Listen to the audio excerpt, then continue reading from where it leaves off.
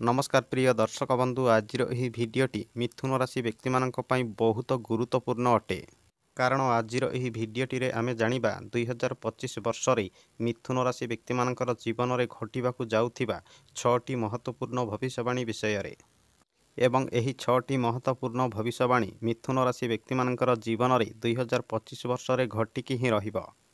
मिथुन राशि व्यक्ति माने 2025 वर्षर 6टी महत्वपूर्ण भविष्यवाणी विषय रे जानिबाकु चाहुथिले ए वीडियो को थरे मात्र शेष पर्यंत निश्चय देखंतु।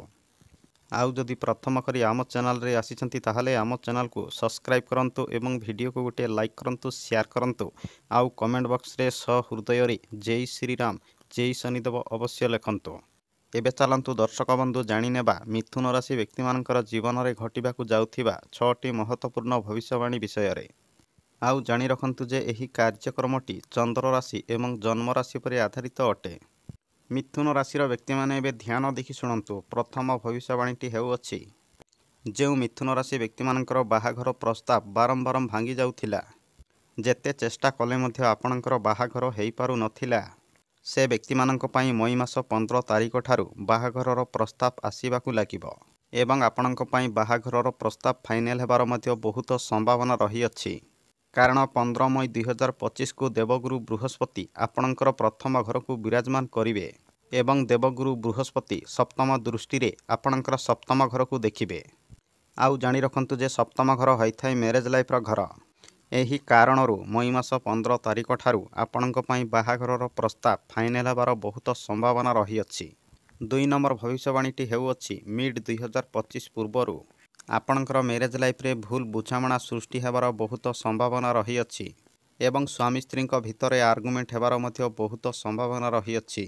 मोटामोटी भावे कहिबाकू गले आपणकर मैरेज लाइफ रे अनेक समस्या सृष्टि हेबार बहुत संभावना रही अछि।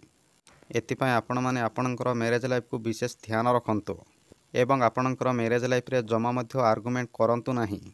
आउ खास करी आपणकर बाणी एवं क्रोध को कंट्रोल रे रखिबा पई चेष्टा करंतु एवं जो व्यक्ति माने लव लाइन रे अछंती से व्यक्ति माने मध्य आपणकर लव लाइफ को विशेष ध्यान रखंतु।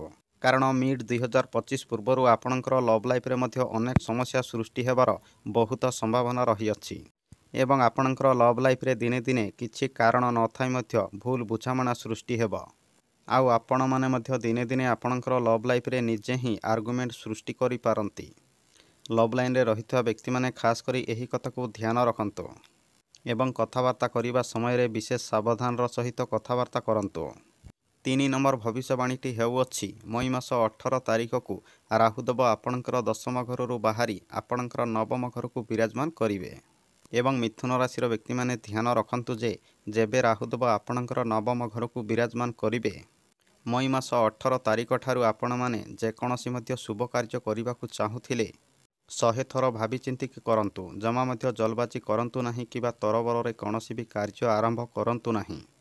तरबर रे आपण माने जेकोसी कार्य मध्य करिवे ताहले आपण माने बहुत लॉस रे पड़ी पारंती एवं आपणकर पितांक सहित जमा मध्य आर्गुमेंट करंतु नाही। काहीकिना बापा पुओंक भितरे छोट छोट कथारे आर्गुमेंट सृष्टि हेबार बहुत संभावना रही अछि। एही कारणरू आपण माने आपणकर बापांक सहित कथावार्ता करिबा समय रे विशेष सावधान रुहंतु एवं भाबी चिंतिकी कथावार्ता करंतु आउ आर्गुमेंट जमा मध्य करंतु नाही आपणकर बापांक सहित। 4 नंबर भविष्यवाणीटी हेउअछि 30 वर्ष पर शनिदेव आपणकर भाग्य स्थानरू बाहरी आपणकर दशम घर को विराजमान करिवे। मिथुन राशि व्यक्ति मानक पई ए तो बहुत बड़ खुशीर कथा।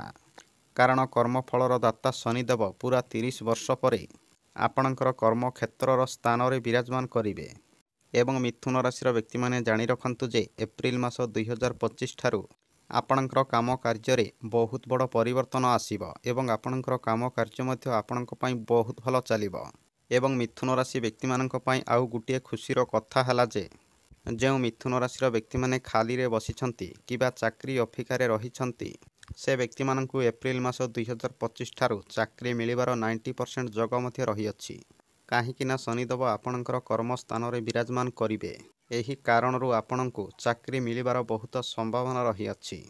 आउ मिथुन राशि व्यक्ति मानक पई आउ गुटिए खुशीर कथा हला जे एप्रिल मास ठारू आपणकर कैरियर रे बहुत बड़ परिवर्तन आसीबार मध्य संभावना रही अछि।